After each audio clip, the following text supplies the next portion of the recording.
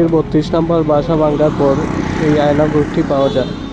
ঘর এতদিন শুনছি কিন্তু আয়না ঘর কি আমি জানি না, আজকে নিজের চোখে দেখলাম।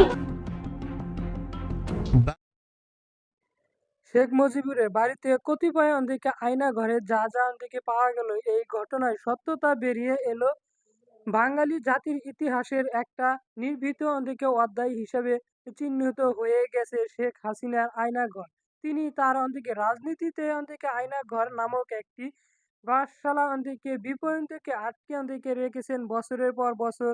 এমন তথ্য প্রকাশ করেছেন আয়নাঘর থেকে মুক্তি কোথায় অন্দিকে নিয়মিত সেই তথ্য প্রকাশ না হলেও এবার সেই ঘটনায় নতুন মোড় নিয়েছে শেখ মুজিবুর রহমানের বাড়িতে বাসভবনের মাটির তলায় অন্দিকে গোপন কক্ষ নিয়ে অন্দিকে তৈরি হয়েছে নানান রকম বিতর্ক। শেখ মুজিবুরের বাড়িতে কতিপয় অন্দিকে আয়না ঘরে যা যা অন্দিকে পাওয়া গেল, এই ঘটনায় সত্যতা বেরিয়ে